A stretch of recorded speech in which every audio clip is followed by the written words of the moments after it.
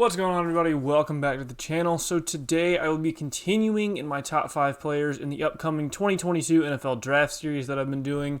With this video specifically focusing on the wide receivers, I've already done the quarterback and the running back classes, in my opinion. Instead, this one, like I said, will cover the receivers.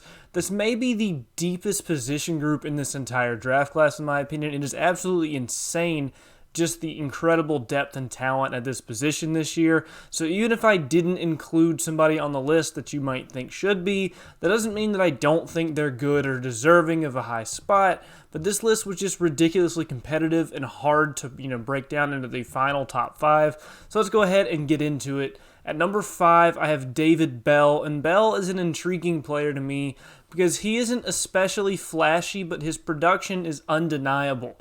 He has good size at 6'2", and he uses it very well with great body control, particularly on downfield contested passes where he's really good at sort of boxing out defensive backs and going up and winning jump ball situations. He also has great versatility, though, and he lines up all over the field and in the slot, on the outside, and all sorts of different positions there.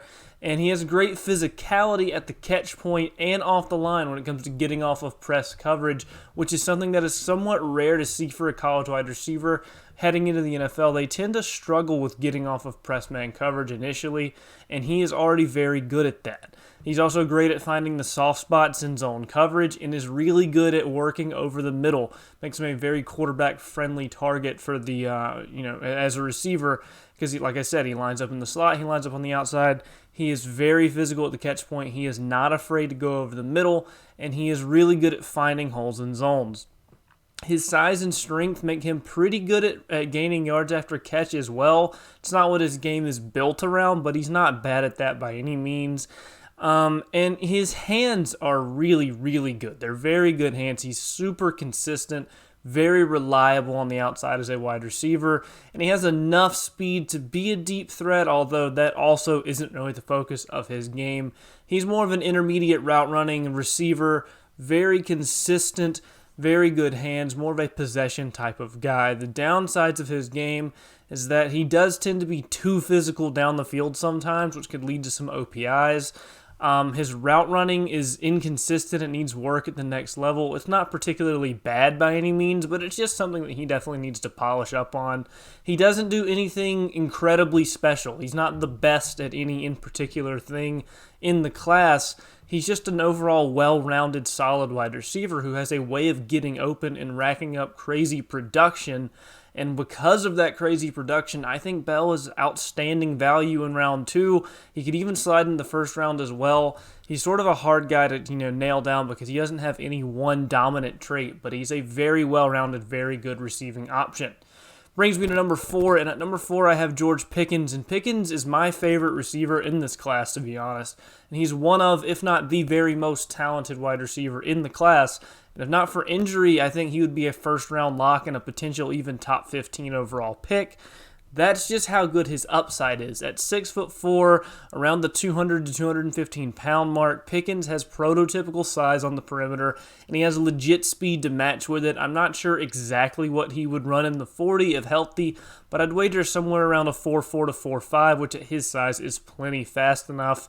Pickens also excels at catching contested passes down the field, and he has incredibly reliable hands as well. He rarely, if ever, drops passes. He has tons of highlights of him going up one-on-one down the field, snatching the ball out of the sky before the DB even really has a chance to stop him.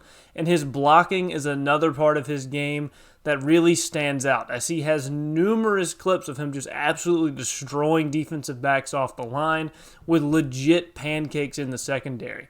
There will be some questions about his health coming off of the ACL tear, but he did manage to play in the playoffs this past season for Georgia despite coming off of ACL surgery just this past spring, which is honestly pretty incredible, and he worked super hard to get there. Huge respect to him for that, and he looked to me to be around 60 or 70%. So by playing time next season, I fully expect him to be at full health. His routes, though, can be inconsistent at times, and he'll need to more fully develop his route tree going forward at the next level. Is somewhat limited there. There have also been some questions around some of his on-the-field antics and lack of control of his emotions at times. He has gotten into fights on the field, particularly against Georgia Tech a few years back, and he did spray water on one of his opponents at one point from the sidelines, but I honestly don't see these as too big of an issue, as throughout his college career, he sort of cleaned this up over time. Most of this came when he was a true freshman, and none of the incidents were incredibly major. I mean, yes, the fight against Georgia Tech was a bad look, but honestly, who hasn't gotten into a fight playing college football? I mean, come on. And there's absolutely no question about, whether or not he loves the game of football. Even if he does have the occasional outburst, he still absolutely clearly loves the game, works super hard, and has good character, in my opinion. Overall, I think Pickens could easily be the steal of the draft at this position. He's a legit top-level first-round talent, and he could slide some on draft day due to his injuries and just a lack of on-the-field production, so he could be a legitimate steal later on. Now we're at number 3, where I have Drake London, and London is an easy wide receiver to just fall in love with. At 6'5", 215 pounds, his physical tools are outstanding. His body control makes his size even more brutal, as he can really dominate defensive backs in the air, making 50-50 balls much more like 80-20 balls. And he's also an amazing route runner who clearly understands his routes. He doesn't rush them. It's very difficult to knock him off of tempo and mess up his route progression. He knows when he needs to go really fast and get in and out of breaks, and he knows when he can kind of slow it down and play a little bit safer if it's more of a slow developing route. He understands that very well. He has great hands as well, which pair beautifully with his insane catch radius and body control, especially when you factor in his ability to create separation. His ability after the catch is also great because of his size. He's a real problem to tackle, and he can take shorter routes and turn them into good yardage consistently down the field. Despite his size, he does still have good short area quickness, which makes his run after catch and route running even more effective because he does have good acceleration and good burst. He can also bring down some absolutely insane circus catches, some very impressive, spectacular type of catches due to his physical talent. I mean, when you're 6'5", 215 pounds, and you run and jump like he does with the kind of hands he does, that's a great combination for pretty impressive down-the-field highlight reel catches. The cons for his game, in my opinion, though, is that his blocking is inconsistent, although he does show flashes of outstanding blocking with his size, and his size does also limit his lateral quickness to some extent, but that's to be expected of a 6'5" wide receiver.